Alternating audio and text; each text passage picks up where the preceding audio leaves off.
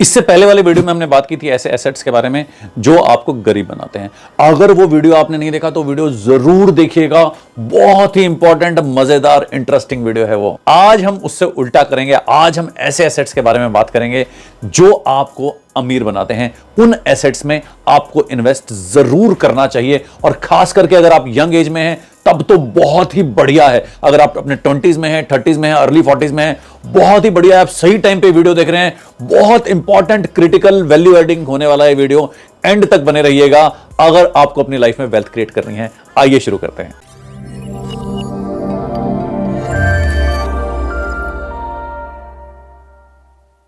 सबसे पहला एसेट जिस पे इन्वेस्ट करते रहना चाहिए, करना नहीं चाहिए, करते ही रहना चाहिए, वो है नॉलेज। अपनी नॉलेज पे इन्वेस्ट करते ही रहना चाहिए।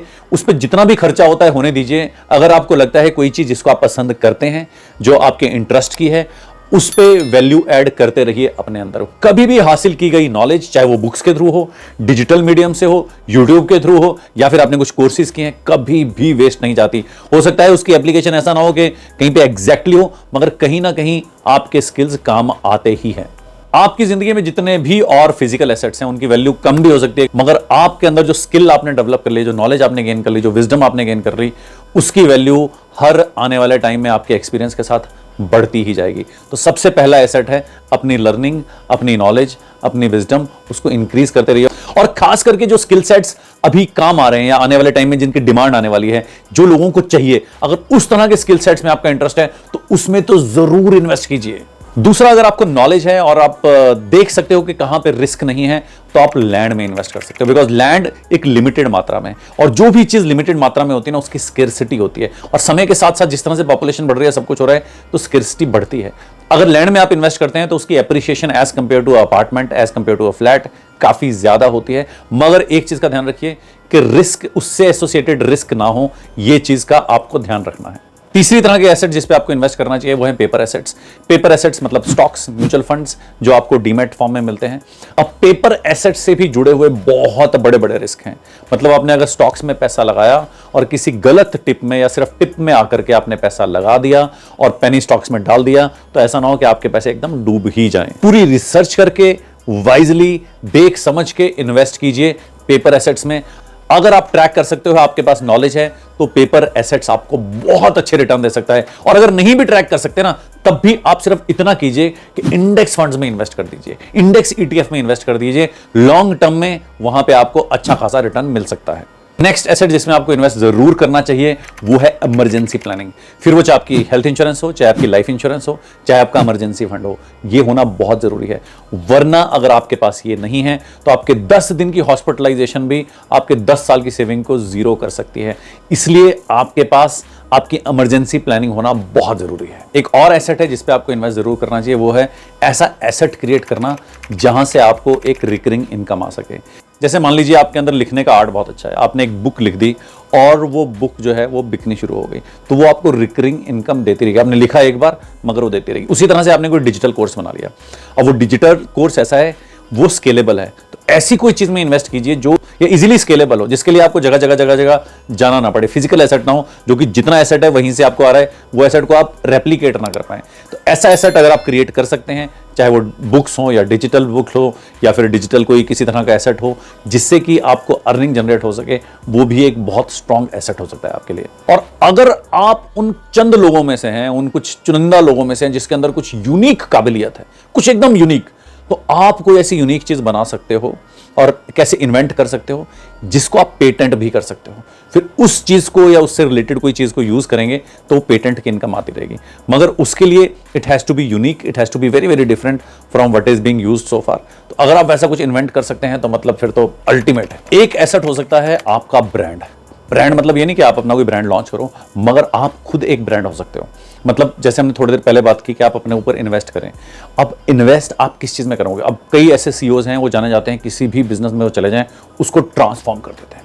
कई लोग जाने जाते हैं कि बॉस ये प्रॉब्लम आइडेंटिफिकेशन इसकी इतनी शार्प है, कोई कॉम्प्लेक्स से कॉम्प्लेक्स प्रॉब्लम दे दो, वो बहुत सिंपली उसको पुट कर देता है कि ये 4 चीजें अगर सही कर दी तो मतलब प्रॉब्लम का सोल्यूशन मिल जाएगा।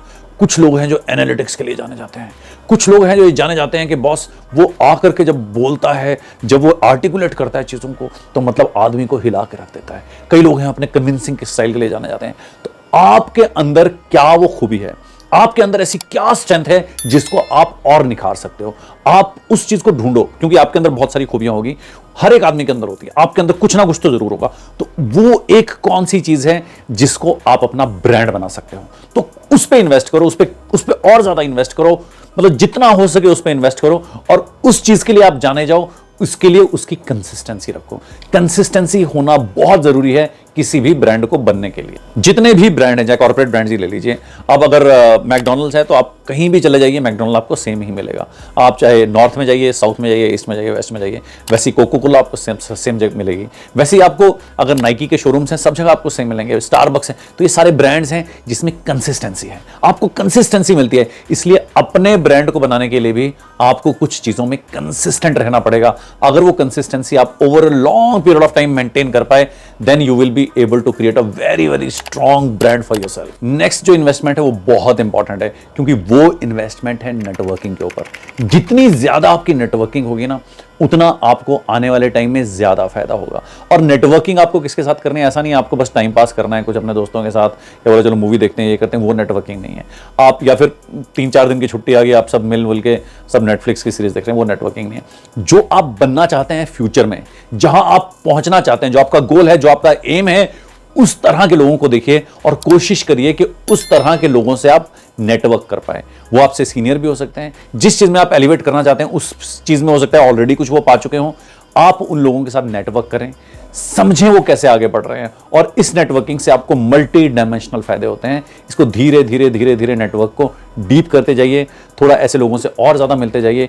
आसान भाषा में समझना चाहें तो इसे सत्संग भी कहते हैं। तो सत्संगति अपनी जितनी बढ़ाएंगे, उतना फ्यूचर में आपको ये डिस्प्रपोर्शनेटली हाई कंपाउंडिंग रिटर्न देगी। आजकल जो नेटवर्किंग है वो सिर्फ फेस टू फेस इंटरेक्शन तक ही सीमित नहीं रही है। आज आप चाहें तो डिजिटली भी नेटवर्किंग कर सकते हैं, डिजिटली भी अपने जैसे लोगों से, बहुत लोगों से मिल सकते हैं। आप ऐसे कोई कोर्स ज्वाइन कर सकते हैं जहां के आपको उस तरह के लाइक माइंडेड लोग मिलें। आप ऐसे कोई क्लब ज्वाइन कर सकते हैं जहां आपको लाइक माइंडेड लोग मिलें। आप ऐसे कुछ तो आप ऐसा ज्वाइन कर सकते हैं जहां पे कि आप लाइक माइंडेड लोगों की कम्युनिटी के साथ जुड़ पाएं। इसलिए networking is no more a state where आपको फिजिकली जा के मिलना पड़ेगा। अब अपने घर में बैठे बैठे भी काफी लोगों तक पहुंच सकते हो। आपको लगता है कि 20 ऐसे लोग हैं, ये हो सकता है आइडेंटिफाइड, जिनसे मैं नेटवर्किंग करना चाहता हूं, पता नहीं ये मेरे से जुड़ेंगे कि नहीं, कोई दिक्कत नहीं है।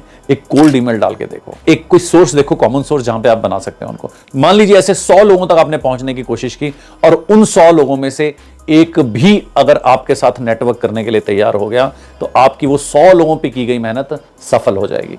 इसलिए नेटवर्किंग, सत्संग over a long period of time is a very very very strong investment. एक और जो स्ट्रॉन्ग इन्वेस्टमेंट है जो आपको बहुत जरूरी है, वो है आपकी हेल्थ। आपने सब कुछ कमा लिया, अपनी हेल्थ को गवा के तो कोई फायदा नहीं है, कोई भी फायदा नहीं है।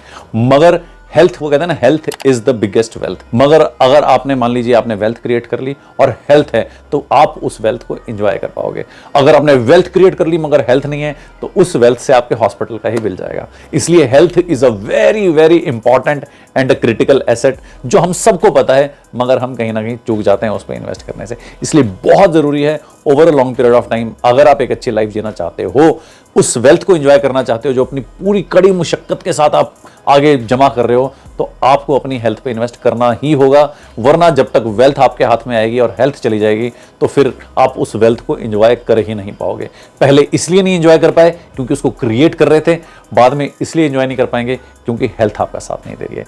इसलिए बहुत जरूरी है हेल्थ पे इन्वेस्ट करना regularly, and it is a consistent investment. ऐसा नहीं है कि आपने नहीं की फिर इकट्ठे इन्वेस्ट कर दिया उस पर इन्वेस्ट, ऐसा नहीं होगा। हेल्थ एक ऐसी चीज है जो धीरे धीरे धीरे धीरे आप इन्वेस्ट करते रहते हो every day, then it gives you benefit over a long period of time. And last but not the least, सबसे ज्यादा इंपॉर्टेंट इन्वेस्टमेंट है आपके टाइम की इन्वेस्टमेंट। आप अपनी वेल्थ क्रिएट करने के लिए टाइम इन्वेस्ट करें, बाकी सब चीज़ों में टाइम इन्वेस्ट करें, मगर एक जगह टाइम इन्वेस्ट करना बहुत ज़रूरी है, वो है अपनी फैमिली के साथ, अपनी हॉबीज़ के साथ और अपने खुद के साथ। ये 3 डायमेंशंस में अगर आपने टाइम स्पेंड नहीं किया, तो बाकी आप अगर सारी जगह टाइम इन्वेस्ट करते रहेंगे, तो आप कभी भी एक खुशहाल ज़िंदगी नहीं जी पाएंगे। तो आपको अपनी फैमिली के साथ, अपनी हॉबीज़ के साथ और अपने खुद के साथ टाइम इन्वेस्ट करना मैंडेटरी है, बहुत ज़रूरी है अगर आप एक खुशहाल जिंदगी जीना चाहते हैं तो। In real sense wealth is not the amount of money you have in your account. Wealth का मतलब यह नहीं कि आपके अकाउंट में कितना ही पैसा भरा पड़ा है। Wealth is a very very different dimension which you can achieve in your life, which is holistic 360 degree, जिसमें पैसा एक बहुत इंपॉर्टेंट चीज है, बहुत ज्यादा इंपॉर्टेंट चीज है, मगर पैसा ही सब कुछ नहीं है। पैसा ही सब कुछ नहीं, बहुत इंपॉर्टेंट है मगर वही सब कुछ नहीं है। इसलिए please do not invest only to make money, invest to be wealthy, invest to be holistically wealthy. दोस्तों, उम्मीद है कि आज के इस वीडियो से आपको कुछ वैल्यू मिली होगी। अगर आपको ये वीडियो अच्छा लगा, कुछ वैल्यू मिली है, तो इसको लाइक करना मत भूलिएगा। आप इनमें से किस किस चीज में इन्वेस्ट कर रहे हैं, किस किस चीज में इन्वेस्ट करना शुरू कर देंगे, उसको कमेंट बॉक्स में लिखिएगा जरूर। अगर इस चैनल में आप नए हैं तो इस चैनल को सब्सक्राइब जरूर कर दीजिए और बेल आइकन को दबा दीजिए ताकि इस तरह की वीडियोस आप तक जल्दी से जल्दी आते रहें। और जो वैल्यू आपको इस वीडियो से मिली है वो वैल्यू और लोगों तक भी पहुंचे, इसलिए इस वीडियो को कम से कम 5 से 10 लोगों तक फॉरवर्ड जरूर कीजिएगा। मैं इसी तरह के important informative value adding video आप तक लाता रहूंगा। अपना ख्याल रखिए, टेक केयर, शबा खैर, बाय बाय।